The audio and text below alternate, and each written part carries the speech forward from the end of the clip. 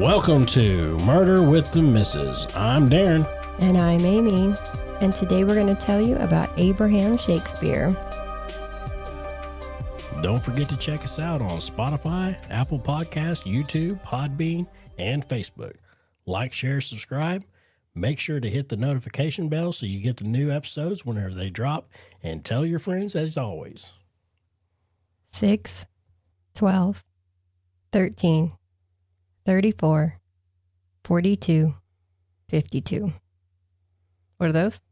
I don't know. Magic numbers. Oh, yeah. That's the winning numbers. Yep.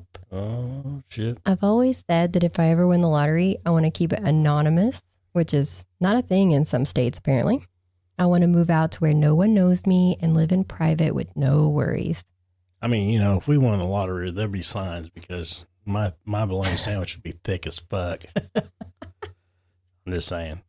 Your bologna sandwich. Yeah. You're so redneck. Just saying. I love it. But being anonymous is just as big of a fantasy as actually winning the lottery to begin with. It always seems that when someone wins, people come out of the woodworks. Everyone wants a piece of the pie. All the scammers that start hitting you up. No thank you. And just because I got lucky doesn't mean you will too. And I always think of the lottery curse, where a lot of winners either wind up broke or something bad happens to them. And with my true crime brain, I think of Abraham. So let me tell you his story, in case you don't know it. 40-year-old Abraham was just a regular blue-collar guy in Florida. And life started rough. He dropped out of school in the 7th grade. He wasn't a stranger to the criminal lifestyle. He got in a little trouble for burglary. But when his son came to be, he decided that he really needed to live a better life for him. And he had always been a good guy by all accounts. He was nice and generous, always willing to help. He was working as a day laborer for the most part, so he took odd jobs when they were available. He would also help out at a local barber shop, sweeping and cleaning up. It was owned by a friend of his, Greg Smith, so he would just hang out there and talk sometimes. And on November 15th of 2006, he was working as a delivery driver assistant for a meal distribution company. When trucks would have overnight hauls, he would ride along to help. He and his coworker, Michael Ford, were on their way to Miami for work, and they stopped in Frostproof at the Town Star convenience store for cigarettes and something to drink. Michael went into the store, but Abraham stayed in the truck. He gave Michael $5 and told him to pick him up 2 lottery tickets. As you can guess, one of these hit for $30 million. Abraham took the lump sum of $17 million, and after taxes, he ended up with around $12.7 million. The house always wins, right, Uncle Sam? But he did manage to turn $2 into $12 million. That is impressive. Yeah, you got to give him that. So was the numbers like his personal numbers that he picked? Nope, they were random draws. So they was automatic draws. Yep. All right. And a lot of lottery winners win that way. Really? You'd be amazed. Yes. Okay. It happens more often than if you pick your own numbers. And those close to him said that he had always dreamed of living in a big mansion in North Lakeland, Florida. So that's what he did.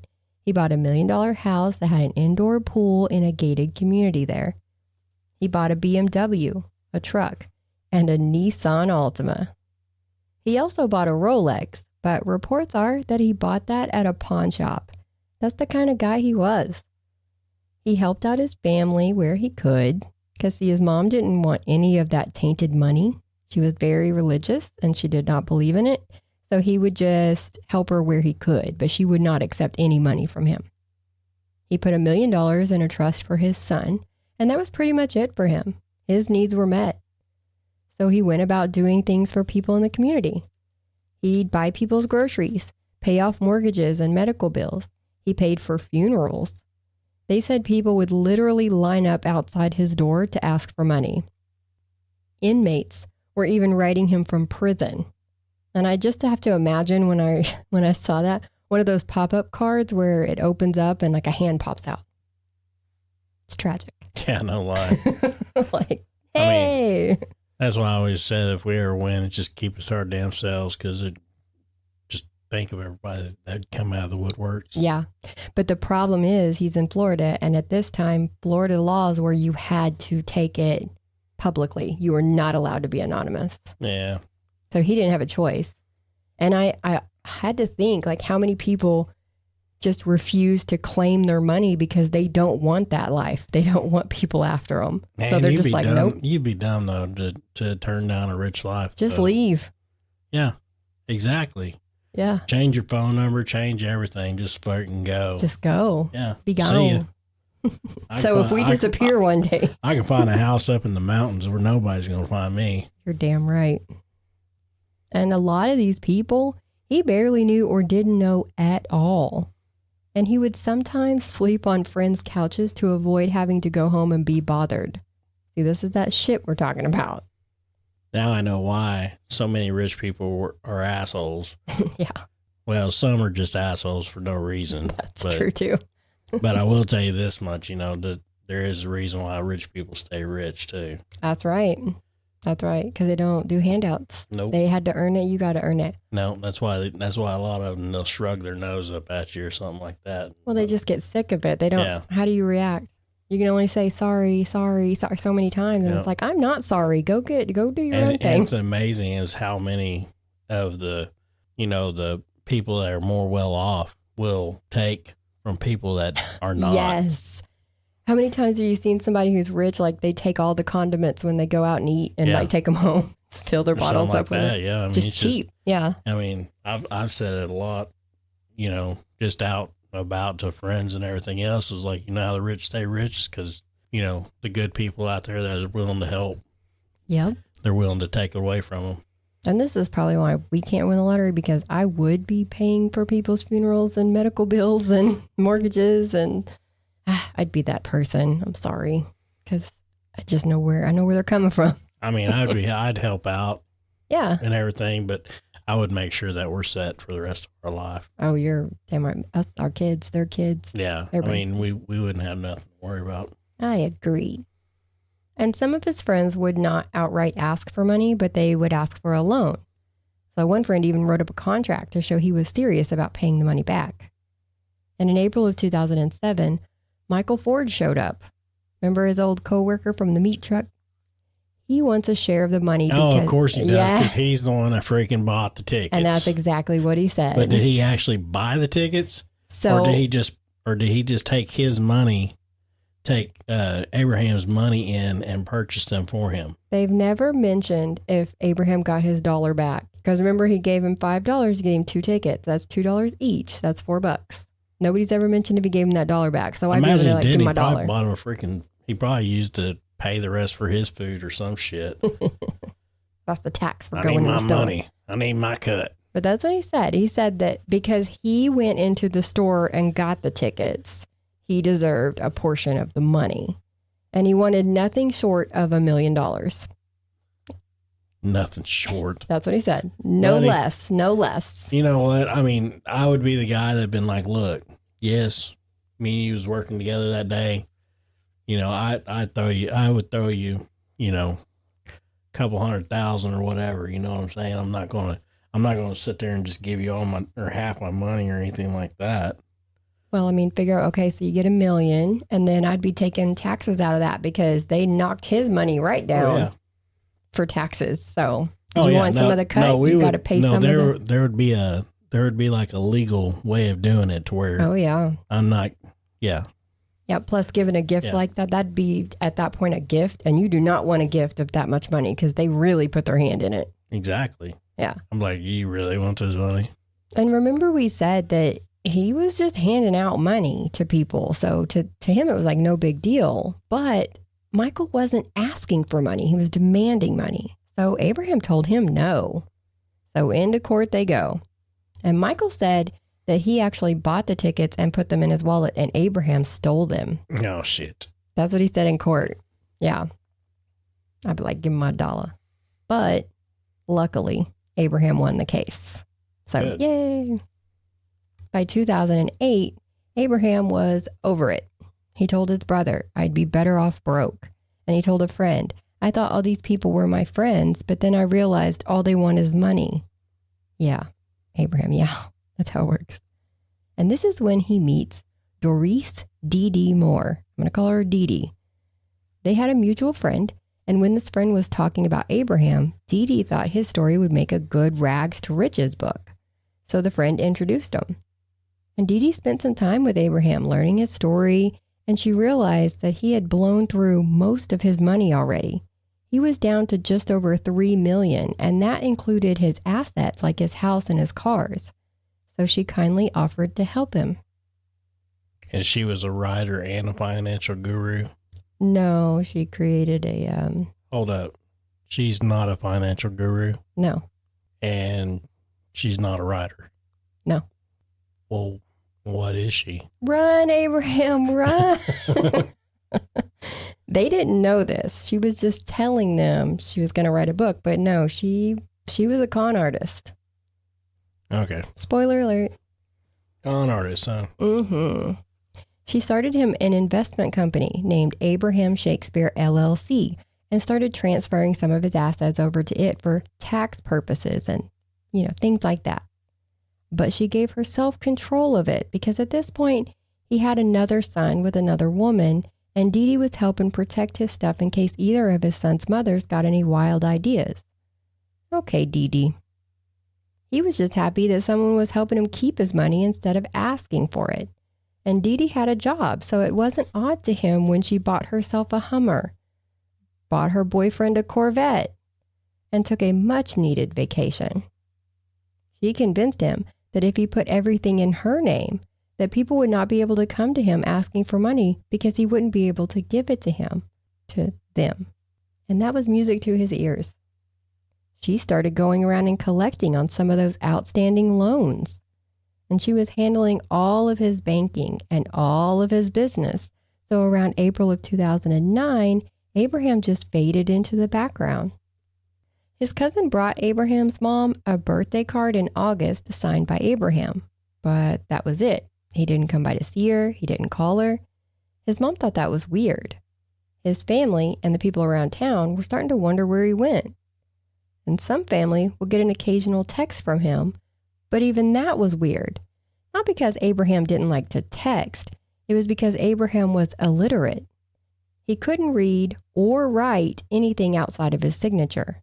So how is he sending these perfectly spelled and well put together text messages? But it wasn't until November of 2009 that his cousin went to the police and reported Abraham missing. Yeah. So the cousin that brought the birthday card to his mom is the one who actually went to the police. Yeah. Several months later. And cops started looking into it. And boy, did they have their hands full with Dee Dee. She was the only one apparently in regular contact with Abraham. Even she said that she didn't know exactly where he was, but he was off grid. And she tells them so many stories, usually in the same interview. And I've seen some of the footage. And I had to laugh because these poor cops were he's like, oh, okay, Dee Dee, now you're going to tell me that. Earlier you told me this, and now you're contradicting yourself. And okay, Dee Dee. I mean, they were so done with her. She says he went to another country like Jamaica or Puerto Rico because he was behind on child support. She said a video surfaced of him having sex with a 14-year-old girl. She also said that he had AIDS and he left to die alone in peace. She then played them a cell phone video from April 9th, where she had asked him all kinds of questions. Are you tired of people asking for money all the time? You're ready to start living your life, huh? Where do you want to go to? California or a foreign country? And are you going to miss your home? Objection, lady. That's leading the witness. She was really laying that groundwork, but right into premeditation, you little dumbass. The cops weren't dumb. When the cousin reported Abraham missing, he told the cops that the birthday card that he gave Abraham's mom was given to him by Dee Dee, along with some money, $5,000 worth of money, to deliver it and say he got it from Abraham.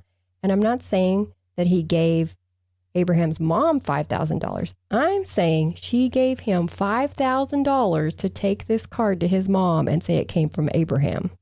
So red flag, cousin. Why did it take you so long? why he didn't go ahead and pocket the money, but still go straight to the cops, Right. I'll never know. That's another thing. And I mean, it was the cousin that was like, or I guess the whole family knew that he wasn't literate. Yeah, everybody knew he was illiterate, but the card had his signature in it. Remember, he could only sign his name. That's the only thing he could write. But the card had his signature. The card had only his signature in it. Yep. Yeah. So she had all this stuff pre-done. Well, I mean, did you hear about that video I just talked about? Yeah. Oh, are you tired of the life you're living? Oh, do you want to run away? She's laying that groundwork. Yeah. Oh. But now that the cops are involved, she had to lay low, right? No, that's not Dee Dee's style. She went right over to the mother of Abraham's second son and offered to buy her a $200,000 house if she would tell the cops that he came by her house yesterday and they got into an argument. I guess Dee Dee thought that everyone was as greedy as she was. But they're not, Dee Dee.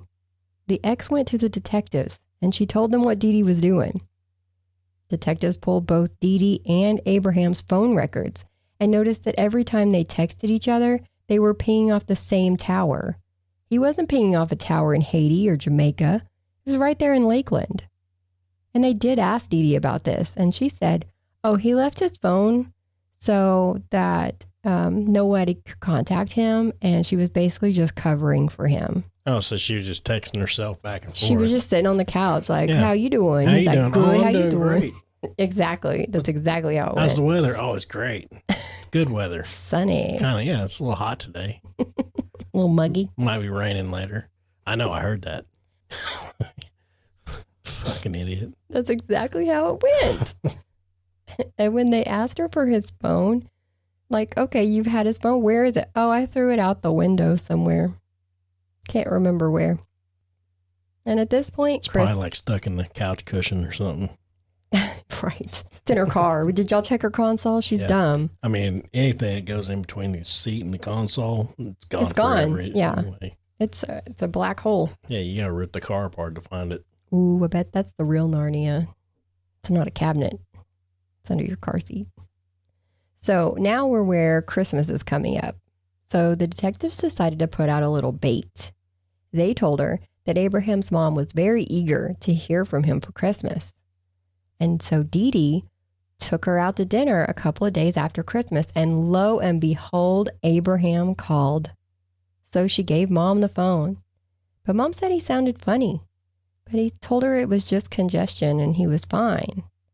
Now the detectives, because they had baited it up, they tracked the call to a phone owned by Greg Smith, The barbershop guy. the friend, yes, that owned the barbershop, whatever. Now, is this the one that Dee Dee bought the car for? Nope. Boyfriend? Nope. Oh, okay. She had a different boyfriend. I got you. These two were not, they weren't dating, no. Okay. So they trace the phone and it takes them to a shopping center parking lot. And literally, as the cops pull into the parking lot, they spot him in a Hummer. Now, who owns a Hummer but Dee Dee? One report said that it looked like they were exchanging money, but without x-ray glasses or them waving the money around up high, I don't know how they would have seen that. But they waited for Greg to get out of the Hummer and Dee Dee to drive off, and then went to have a chat with old Greg. Turns out, Greg owed Abraham $63,000. And when Dee Dee came to collect, they started talking about other ways to pay down the debt. She had manipulated him into believing that she was being railroaded by the cops and Abraham was really fine. But now he was caught in something he couldn't get out of. So he agreed to be an informant for them. They wired him up, but the first time, Dee Dee immediately got in the car and started groping him. And like I said, they didn't have that kind of relationship. So he freaked out and kicked her out of the car because he knew she was obviously checking for a wire. And since necessity breeds invention, Greg created the Dee Dee catch cam. He took the top off of his beloved Red Bull can and put the wire in there because he always had a Red Bull, so it didn't stick out when one was just sitting in the cup holder. Plus, he would ash into it while he was smoking and they were talking, so it looked like he was using it as an ashtray, and it made it more inconspicuous. So smart. It's so smart. He's actually, you can see videos of him online showing it off because he's been interviewed several times. And he literally just pulls the top right off of it. Look, it's just a regular old Red Bull can. She told him during this time to go into Target and buy a bunch of burner phones, but to make sure to buy one under the name of Ronald. Ronald was a drug dealer who knew where Abraham was and said if she told anybody about him, he would kill her entire family. She told Greg to call her phone from the Ronald phone so that they had a call log that she could give police and steer them in that direction. There was also a letter incident that night where she had Greg meet her in a hotel room where she printed off a letter from Abraham to his mom and they put it in her mailbox. Now, we've already talked about him being illiterate, so come on, Dee Dee, get your shit together. Greg said when she answered the door to the hotel room, she was in like a full getup, hairnet, shoe booties. She looked like she was like really about to like go work for Homer Simpson. And she used tweezers to get the paper off the printer. But even with all her efforts and forensic file training, she was still named a person of interest in January of 2010. They were still digging into Dee Dee this whole time and were finding out that she was no stranger to criminal activity. No, she didn't start with Abraham. She had troubles way before Abraham. So she'd been doing this. Well, she'd been doing a form of it for a very long time. So she had been in trouble for bogus checks.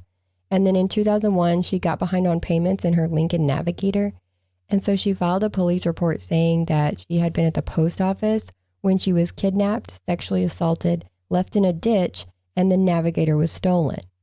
5 days later, a man came in and said that she actually paid him $500 to store the Navigator in his garage for a little while. So she got probation for that little stunt.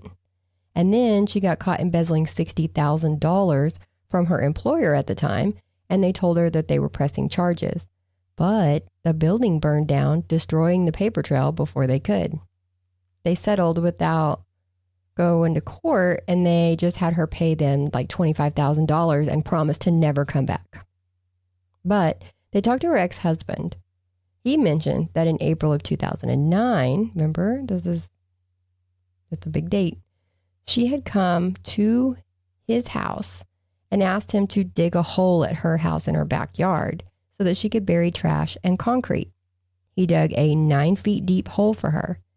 She called a couple of hours later, frantic, saying that the inspector was coming in the morning and she had to have the hole filled in, even though it was dark. He filled the hole in, but said it was so dark that he couldn't see what was in it. She then had a 30 by 30 slab of concrete poured over that spot to park her boat on. Sure, Dee Dee. But she starts freaking out. And the only person she feels safe to take the fall, feels safe to confide in, is Greg. And she finally says for the first time that she thinks Abraham is dead, that Ronald did it, but they need someone else to blame it on. I'm not the only one who knows that Ronald is not real, right? No, Ronald is definitely not real. He's not a real person, no. I hope everybody picked up on that because, come on. So Greg is just the guy. His cousin is about to do a 30-year stint for drugs, and he would take the fall for the murder for $50,000. And this guy is Mike. Mike is an undercover cop. He tells Dee Dee that if he's going to take the fall, she has to tell him exactly where the body is and where the murder weapon is.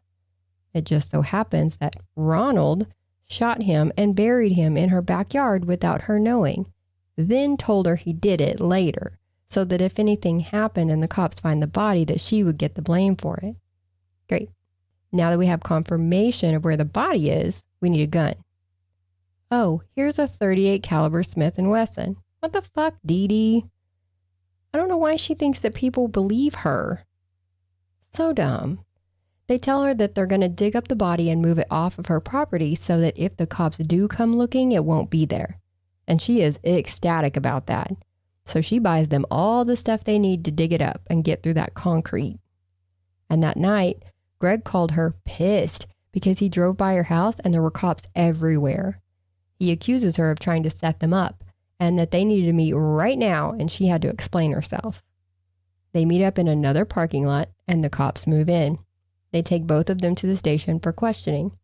She tells them that Greg was just about to confess when they rolled up and they ruined it.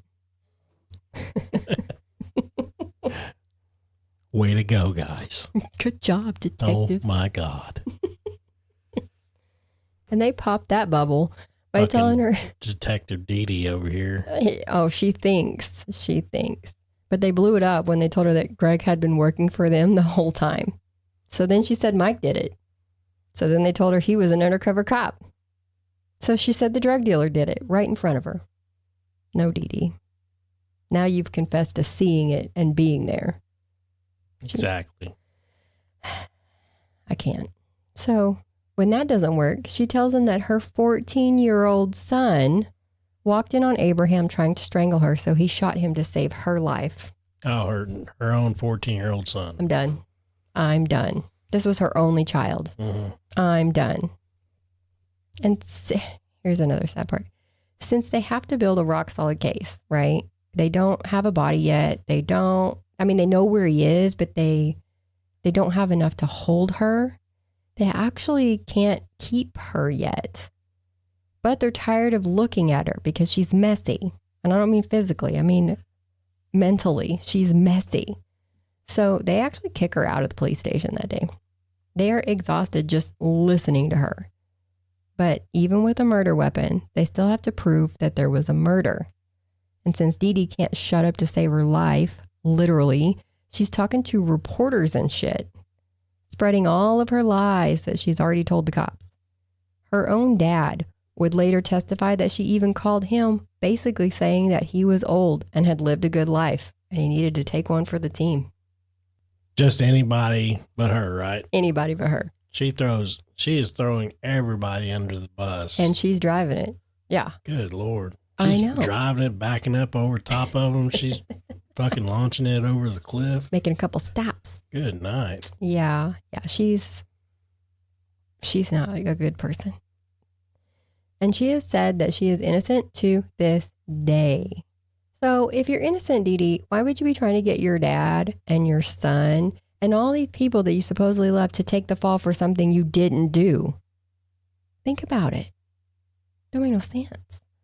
It took police 3 days to get through the concrete and retrieve Abraham's body.